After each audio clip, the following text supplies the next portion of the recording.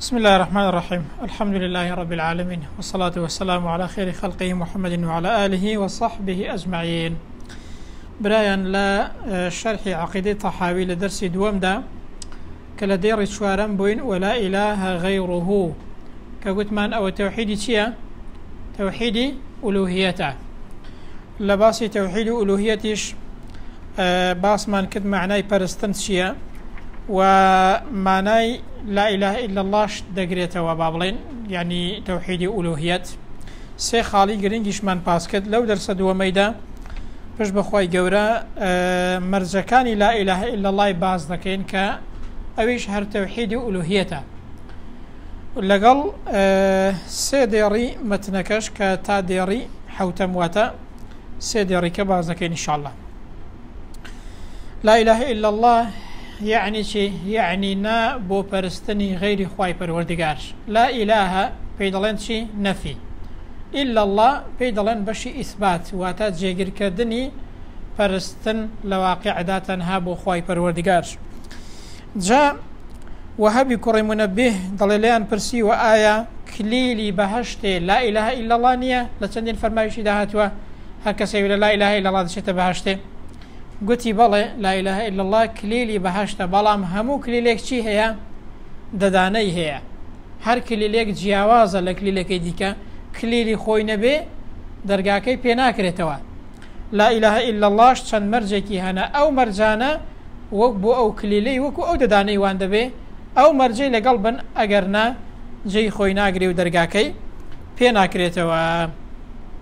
يكم لمرجكان لا إله إلا الله العلم وتزانين يعني شي يعني إنسان دبي بزاند لا إله إلا الله تشيا وداوي تشيد لذكاد وما ناوم بس تشيا نقهر بلي لا إله إلا الله بلام نزاني أو كلمة معناه تشيا وداوي تشيد لذكاد خواهي قرد فرمي فاعلم يعني شي فاعلم يعني بزانا أنه لا إله إلا الله هیچ پرستراوێکی بە حەق نییە بێجگە لە ئەڵڵا ها یەکەم شت چییە فەعلەم بزانە کەواتە ئینسان دەبێ بە معنای کەلیمەکە ئاگادار بێت. پێغەمبەر دەفەرمێ من مات وهو يعلم من مات يعني هەر کەسێک بمرێت وهو يعلم بزانێت چ بزانێت أنه لا إله إلا الله دخل الجنة هیچ پرستراوێکی بە حەق نییە لە دنیای واقعدا وهروها لأرزي واقعيش دا أو كسا تنها خواي قورة بتاكو تنهاي بپرستت أو كسا دا تشيتا بعشتي. دوام لمرجي لا إله إلا الله شيا اليقين. يقين يعني شي يعني أويكت ودي زاني بزانين هر زانينك كفاد نية لمشك الدابت وكو معلوماتو زانياريك بلكو دا بيبقاتا ضلت. يقين يعني اشتكد للا ببيت يقين وهج قمانك تيدانا مني وكو چون دزاني اگر سوتي نرو دا سوتي نو دستي ناكيه كدر زاني لا إله إلا الله دعوة شد لذكات دبيل لات ببيت يقين وأوبكيو لسر أوبي خواهي قرد فرمي إنما المؤمنون الذين آمنوا بالله ورسوله ثم لم يرتابوا دواء إيمان شيا أويك إنسان حج شكو قمانك لا أو بابتي دا نمينت. سيميان الصدق لمرجكان لا إله إلا الله شيا راستيو راستقوية واتا إنسان دبي براستي أو كلمة يقبلت نقبوي خلقي بخلطيني بلا لا إله إلا الله كسي لولا شو بيشواني لا إله إلا الله بجولتوا. خواهي قورد الباري منافقة كان دول رجناب تنسد فرميت إذا جاءك المنافقون قالوا نشهد إنك لرسول الله كاتك منافقة كان دهاتنا لاي بيغمبري شاهديان ذاك بيغمبر محمد بيغمبري خوايا والله يعلم إنك لرسوله خواد زانك أو بيغمبري خوايا بلام والله يشهد إن المنافقين لكاذبون خواي قور شاهدي ذاك دور وكان درود كان لو دعواي كدلين أتو بيغمبري خوايا چونك وان دوت بزمان بلام راس يعني ندكرت بدل بە پێغەمبەری خۆیان نەدەزانی شوێنی نەدەکەوتن بڕوایان پێی نەبوو لێ دڵەوە کەواتە لا إله إلا الله بەتەنیا ئەگەر بەڕاستی نەیڵەی کەلیمەکە بەڕازگۆیی نەیڵەی کیفایەت نییە بەتەنیا وتنی کەلیمەکە چونکە هەموو کەس دەتوانێت ئەوەی بڵێت وانییە برام بەڵام هەر کەسێک بڵێ لا إله إلا الله یەکسەر بۆ بەهەشتێ زاشتی چۆن دەبێ برام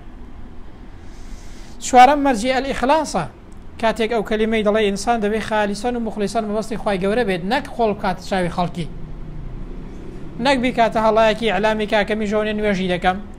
کەچی بە ئیسلامیش ڕازدینی و پێچەوانەی نوێژیش دەجوڵێتەوە. پێغەمبەر صلی الله عليه وسلم چه دەفەرمێت؟ أسعد الناس بشفاعة يوم القيامة بختورترين كس بوي شفاعتي مني بردكويت كيا من قال لا إله إلا الله أو كسيد لا إله إلا الله بس شون خالصا من قلبه أو نفسه. خالصا من قلبه يعني شي؟ يعني خالصا ومخلصا لدلوا أو كلمة يدلت ما بس تنها رضا من دي خوايا ريايو خلق خلطان دنيا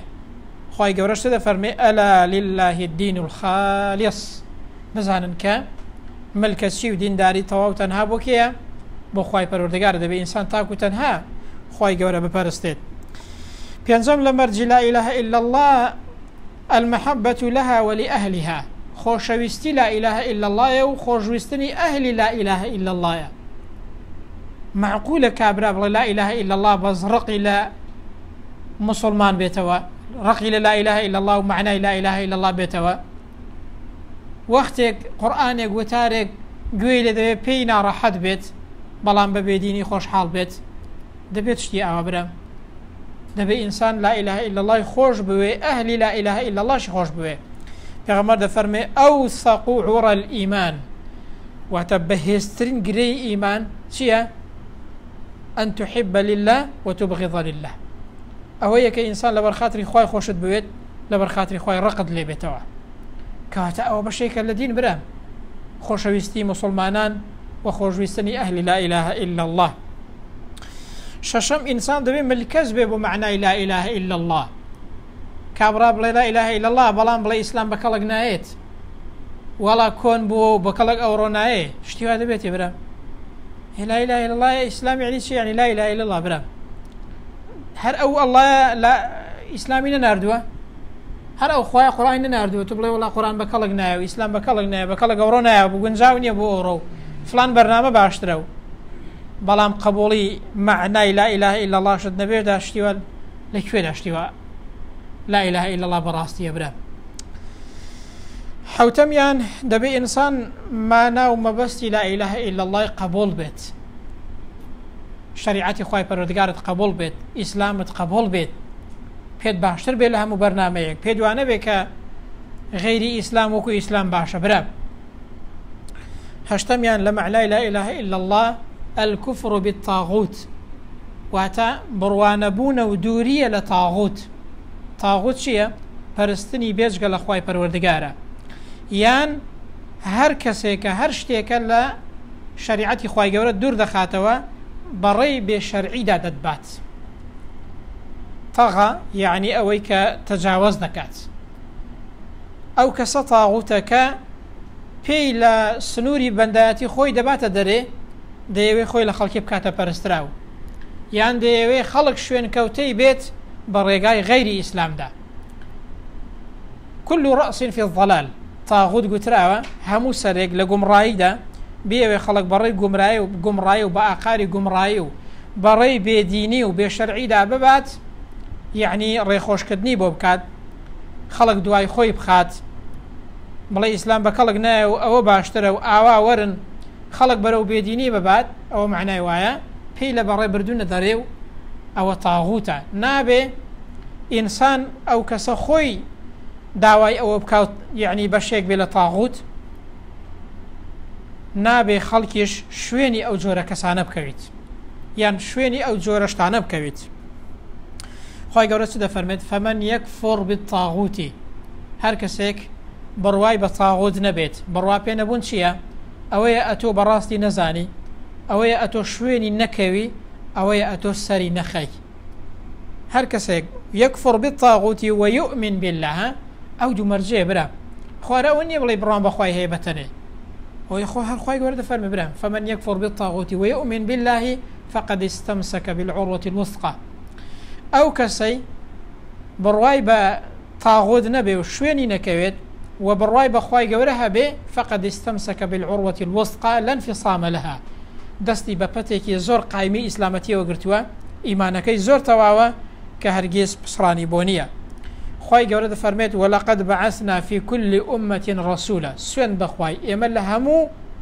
أمتك دا پیغمبرك ما ناردوا چی پێگوتنەوە پێغەمبەرە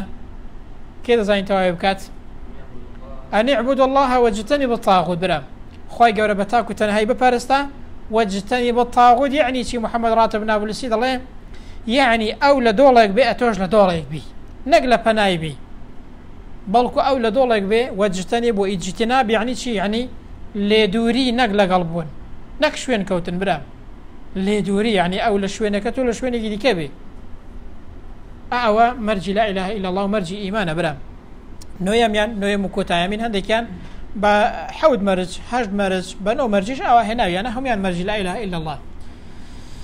مەرجی نوێم ئەوەیە الموت على هذه الكلمة کاکە مردنە لەسەر ئەو کەلیمە ژیان لەسەر ئەو کەلیمە مردن یعنی چی یعنی کەسێک ژیانی لەسەر ئەوە بێت تا مردن لەسەر ئەوە بژیێ پێغەمبەر دەفەرمێ صلى الله عليه وسلم ما من عبد هیچ بەندەیەک نییە کە قال لا إله إلا الله بڵێ هیچ پەرستراوێک نییە بێجگە لە الله ثم مات على ذلك پاشان لەسەر ئەوە بمرێت واتە کەسێک لەسەر دینداری بێت لەسەر لا إله إلا الله بێت تا دەمری چکە ئەو کەسەی لەسەر چ بژی لەسەر ئەوەی دەمری برام ثم مات على ذلك إلا دخل الجنة پاشان لەسەر ئەوە بمرێ ئەو لا إله إلا الله ئەو جار دەچێتە بەهەشتەوە و ئەو جار ئیمانەکەی تەواوە خی گەورە بنگەڕی لەو کەسانە ئەوە پێیان دەڵێن مەرجەکانی لا إله إلا الله واتە لا إله إلا الله دەبێ ئەو چەند مەرجەی لەگەڵ دابێت ئەو جا ئینسان تەوحیدی ئولوهیەتی تەواوە ئەو جا ئینسان لا إله إلا الله کە دەیڵێت شوێنی خۆی دەگرێت و لا إله إلا الله یەکی تەواوە ئەوانە پێیان دەڵێن مەرجی لا إله إلا الله کە زۆر جار دەگوتێت ئەوە نیە دەڵێ هەر کەسێک بڵێ لا إله إلا الله چێتە بەهەشتێ برام ئاوە مەرج بەو مەرجانە بەڵێ بەڵام ئایا ئاسانە ئەو مەرجە خۆت بە خۆیەک لا نەکرد بێتەوە ئیسلامت قبول نەبێت یعنی تەنها خی گەورە بە تاکو تەنهایی نەپەرستێ و ئەو مەرجەت پێ جێبەجێ دەبن جێبەجێ نابن برام دەبێت ئەو مەرجانەی لەگەڵ بێت دێنەوە سەر مەتنەکەی لە دێڕی پێنجەم دەڵێت چی قديم بلا ابتداء دائم بلا انتهاء دێڕی پێنجەم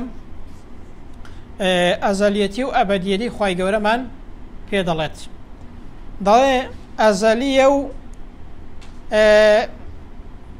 یعنی خی پەروەردگار ئەزەلیە و لە مێژینەیە هەر هەبووە بەبێ سەرەتا قديم بلا ابتداء يعني خی گەورە بەبێ سەرەتا ئەزەلیە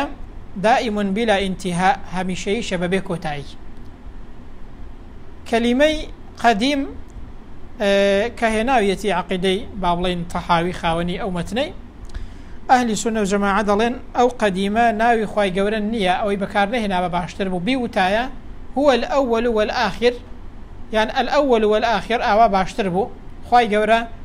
بێ سەرەتایە و بێ کۆتایە یعنی هەر هەبووە هەریش هەر دەبێت چونکە قدیم يعني وەکو بڵێ ناوی خی گەورە نییە طبعا بۆ ناسینی ناوەکانی خی دەبێ ناوەکانی خی لە قورئان و سونەتدا هاتبن قدیم لە قورئان و سونەتدا نەهاتووە مەبەستی يعني ئەوەیە کە صفەتی ئەزەلی و ئەبەدی خی پەروەردگارمان پێ بڵێت خی گەورە دەفەرمێ هو الأول والآخر والظاهر والباطن هو الأول والآخر يعني خی گەورە هەر ئەو سەرەتا هەر هەبوو و هەریش هەر دەبێت بێ کۆتایە هیچ کاتێک مردن و فەنا و ئەوانەی بەسەردا نایێت پێغەمبەر دەفەرمێ اللهم أنت الأول فليس قبلك شيء خوایە تۆ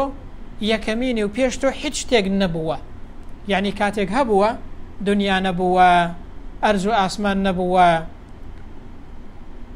24 ساعات کات بۆ شوازەی نەبووە بەس خی گەورە هەبووە چۆن ئێمە نازانین مێشکی ئینسان سنووردارە صفەتەکانی خی گەورە بێ سنوورن علم و زانست و زانیاری خی گەورە حکمەتی خی گەورە دانایی خی گەورە صفەتەکانی خی گەورە ذاتی خی گەورە دەستەڵات و قودرەتی خی گەورە بێ سنوورە وەکو ئەوەی وایە ئاوێکی پەرداغی بێنی پەرداغێکی بێنی بڵێ یەک بەحرێ دەبێت یەک پەرداغیدا جێکەمەوە جێ دەبێتەوە بەحرێک لە پەرداغێکیدا عەقڵی ئێمە هەر ئەوە تا شتێکی گچکەیە لە چاو زانیاری بێ سنووری خی پەروەردگار و ذاتی خی گەورە لەبەر ئەوەی ئێمە دەرک بەوەی ناکەین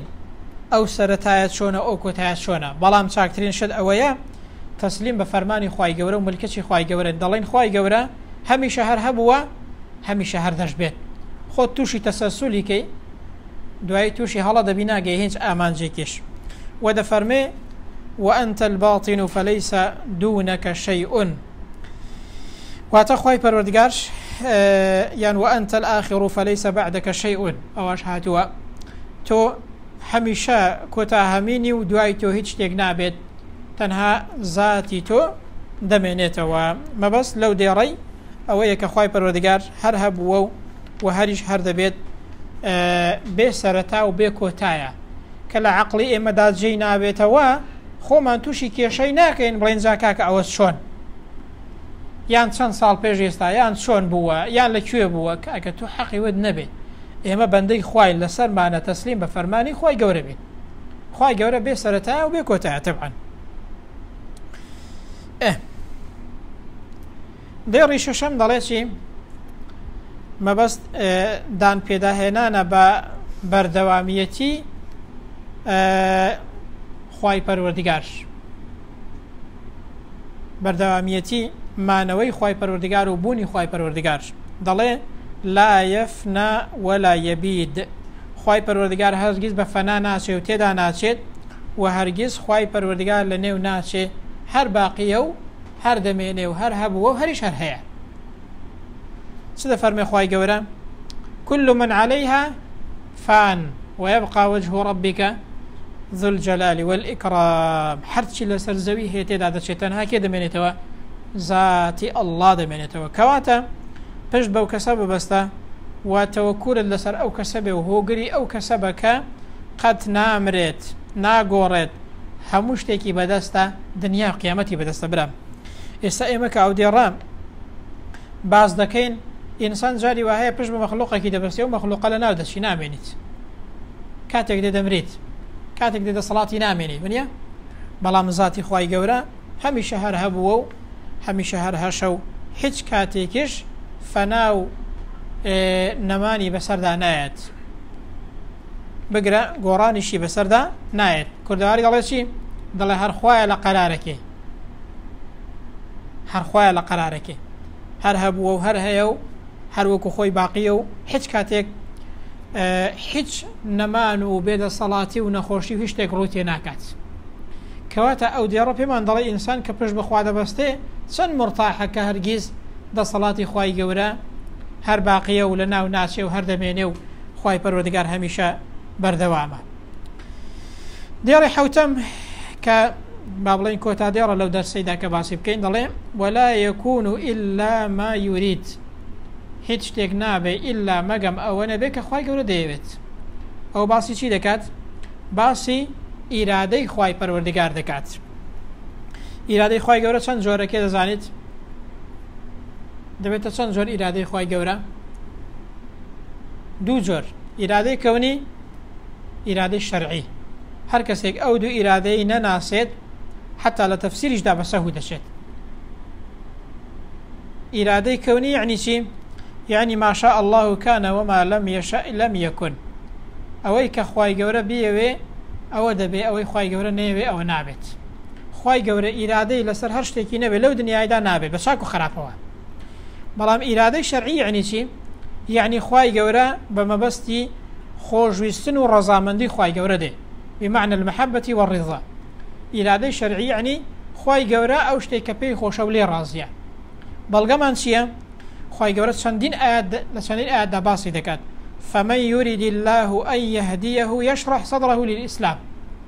خوای گەورە هەر کەسێکی بوێت یورید لێرەدا مەبەستی ئیرادەی کەونیە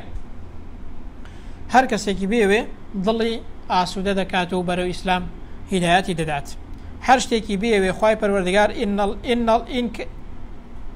إن كان الله يعني كان الله يريد إن كان الله يريد أن يغويكم وهروها لسندين آياتي دي كذا طبعا معناي إرادي شي هاتوا إرادي كوني هاتوا ولكن الله يفعل ما يريد خواهي قورة هرشتكي بيوت شيئا ديكات وهر شتێکی نەیەوێ طبعا ئەوە نابێت. ئیرادەی شەرعی بە معنای خۆشەویستی و خۆشویستنی ئەو شتە و ڕەزابوون لەو شتە دێت. خوای گەورە دەفەرمێ چی؟ ولا يرضى لعباده الكفر. خوای گەورە ڕازی نییە بەندەکانی کوفر هەڵبژێرن. وإن تشكروا يرضه لكم. ئەگەر ئێوە شکری خوای گەورە بکەن خوای گەورە لێتان ڕازی دەبێت. ئەوە ئیرادە چییە؟ مەبەستی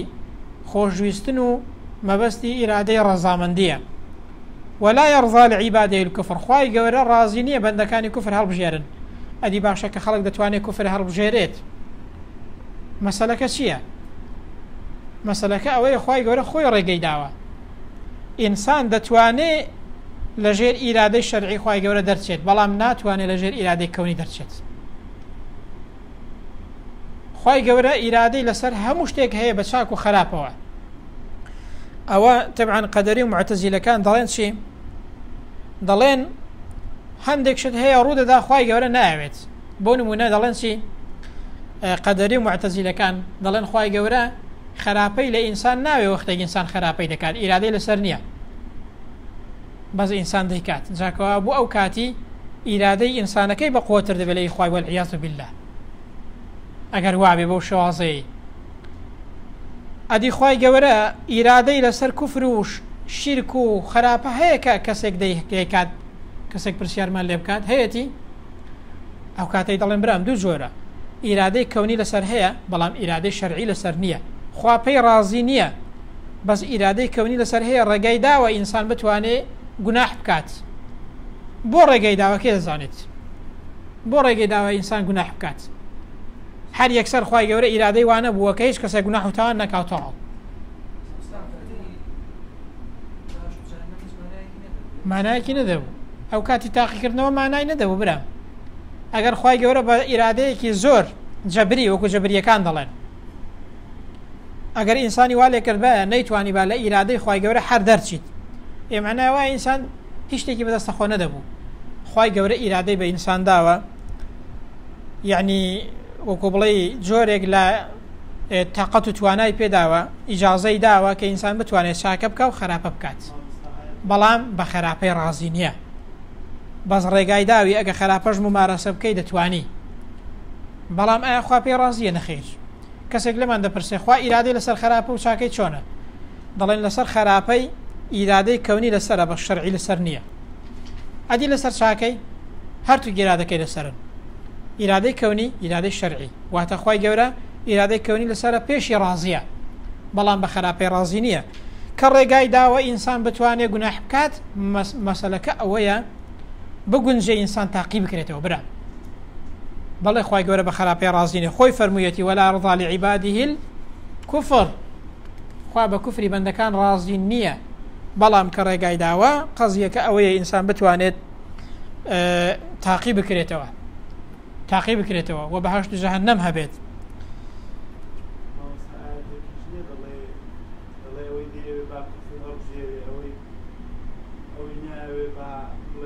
بەیچی فمن شاء فليؤمن ومن شاء فليكفر. ئینسان ئەوە بە جۆرێک لە جۆرەکان ڕێگەدانە بە ئینسانی کە ئینسان دەتوانێت مسلمان بێت، دەتوانێت کافر بێت، بەڵام کە دەڵێن دەتوانێت مەبەست ئەوە نییە خوا بە کوفر ڕازی بێت. و دواتر خوای گەورە باسی کردو کە ئینسان کافر بێت خوا سزای دەدا، بەڵام لە دنیاە ڕێگەی پێداوی مسلمان هەڵدەبژێری یان کوفر هەڵدەبژێری ئەوە دەتوانی، بەڵام لە قیامەتێدا ئینسان پاداشت و سزایەکەی وەردەگریتەوە. جارێکی دیکە ژۆبزام لەسەر تەختەش ڕوونمان کردەوە کە ئیرادەی خوای گەورە دوو جۆرە، ئیرادەی کەونی و هەروەها ئیرادەی شەرعی. ئەو جارەش ئەگەر پرسیارێکتان هەبێت، ئەگەر نا لە دێڕی هەشتم ڕادەوەستین لە دەرسی دووەمدا 7 دێڕمان تا ئێستا باس کردووە، لە دەرسی سێمەوە لە دێڕی هەشتم باز دەکەین پشت بەخوای گەورە. وصلى الله على محمد وعلى آله وصحبه أجمعين.